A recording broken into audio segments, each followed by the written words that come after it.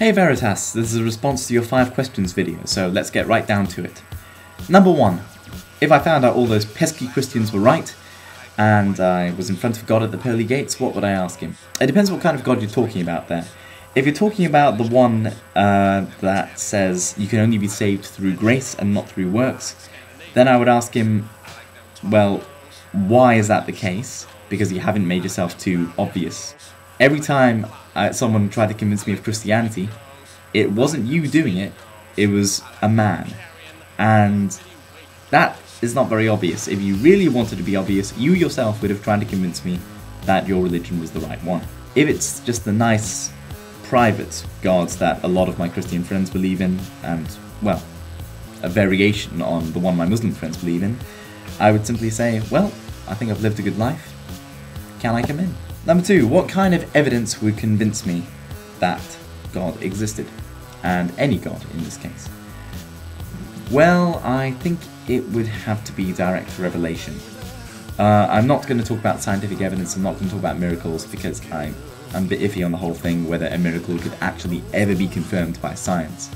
And that may be a problem with my framework, but let's just not go there for the time being. What would convince me would be direct revelation, so God beaming down knowledge directly to my head in some sort of fashion that left me in absolutely no doubt that he existed. Number 3, the new atheist movement, good or bad? Well, good for some things, bad for others. It's bad in the fact that it tends to turn the nice, private religious people against the atheists. On the other hand, I do understand that in America you're pretty messed up, and atheists are discriminated against, essentially.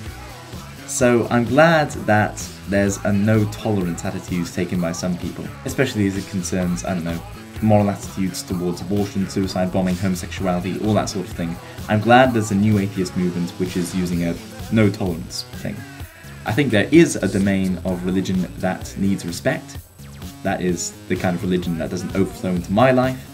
But on the other hand, that which does, and that which is forced upon me, should be ridiculed and cut down as much as possible. Number 4. This was an odd question. What decisions are affected by my atheism?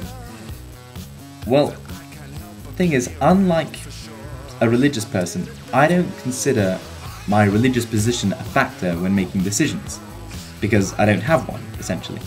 I mean, it's not like I'm going to enter into, a moral debate and say, well, okay, this is what I think on this side, this is what I think on the other side. But what does my lack of belief in any sort of God, have a bearing on this issue? I wouldn't do that. So in answer to your question, from a way that you want it to be answered, simply take all the decisions that are affected by your religious position and just put a not sign in front of them. So not all of those decisions. Those are the ones which are affected by my atheism in your eyes. What's more important, acquiring true beliefs or not acquiring false beliefs? Well, I don't really want to answer that question because I want to take a look at your answer first. You say acquiring as many true beliefs as possible is more important than acquiring false beliefs, and we shouldn't get caught up in that. Unfortunately for you, Veritas, by that logic, if we're not, putting a barrier up for false beliefs and we simply want to acquire as many true beliefs as possible, then you should believe everything.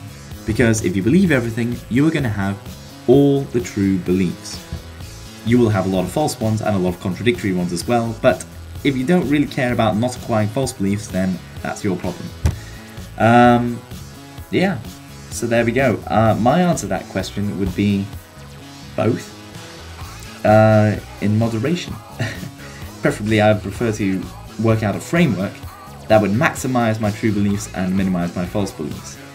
I can't say I would absolutely pursue one or the other, and I can't deny that you would. And I think it's a bit presumptuous of you to say that, skeptics absolutely are focused on not acquiring false beliefs. Because if that were the case, we'd all end up as solipsists or something. And clearly we're not, because we're living in this world, and it's a beautiful world to live in.